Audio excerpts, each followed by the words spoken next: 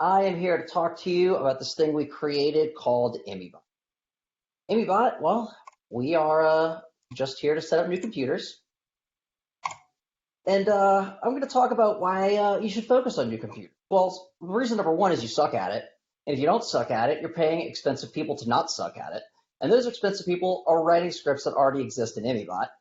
And that new client you just got fired their previous MSP because they couldn't get computer setups right. All right. So let me establish a little credibility here. All right. So this is me and my business partner in the 7th grade. This is when we coined immense networks. We wanted a big, giant, huge company, and we thought immense was a cool word, right? That's where Imme comes from. We registered immense networks in 2005. We got our big break in 2007. Now I should mention we're from New Orleans. There was a big thing that happened in 2005. Big storm that came through. You guys might have recalled hearing about it on the news. Well, that opened up a lot of opportunities in New Orleans, particularly for me and Brett when his mom calls and says, hey, Dolan, we need some computers set up down the street at the school. It turns out they had 500 computers sitting in the teacher's lounge.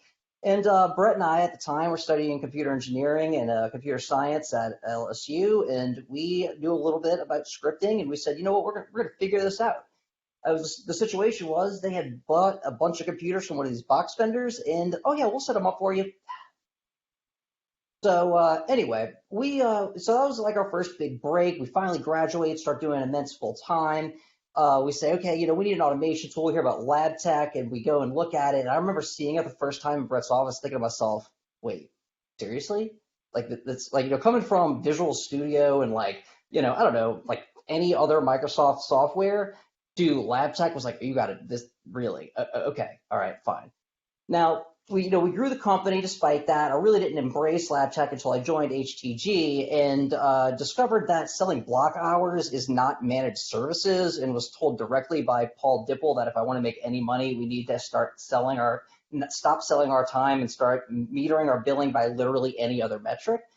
But that made a lot of sense to me. Okay, so this is a big opportunity. I like the idea of homogenizing your stack. So we go to our customers that we're billing $700 a month to and say, hey, we're going to triple your bill. We're going to throw in Office, and we're going to throw in a new firewall. So we're doing like FortiGates. So that means I've got to get FortiClient out on all the machines. We're going to do Mimecast spam filtering, meaning I've got to get the Outlook plugin deployed out to everybody. And so this massive stack of software needs to be deployed. And I'm like, there's no way I'm going to have my guys go and click through all these installs. So I go into lab tech and just painstakingly start writing scripts to do this. And I'm like, there has to be a better way. So I go to Automation Nation in 2016, and I realized that all of us are doing the same stuff. Like literally everyone there who is writing scripts has written a script for Office 365. Has written a script to install a VPN client, has written a script, and I'm like, oh my God, what a collective waste of time. Like, you got to be kidding me.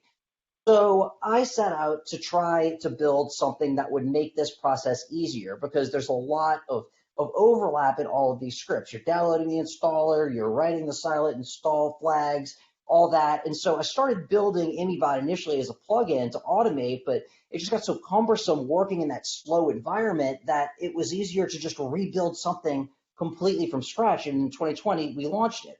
So now I know you're thinking, okay, Darren, you've got this, I've got an RMM, you got this tool that you built, but I really don't think it's necessary, right? My RMM can do that. Really? Can your RMM do that? Or is your RMM actually only capable of installing Adobe Reader and 7-zip? Because what it really is a bucket of Legos where half of the Legos are melted and chewed on by a dog, and you have to sit here and sift through the ones that are still relevant in 2022. And remember, we're all building the same stuff. No, seriously, RMM sucks. They were all written 20 years ago. They're slow, with the exception of maybe Ninja and Synchro, right? If you hire someone in 2023 to learn a proprietary scripting language, you're doing that person a disservice, right? Most of them predate PowerShell. PowerShell exists. And so the philosophical question I want to ask is, why aren't RMM vendors maintaining scripts to install AutoCAD, right? Why?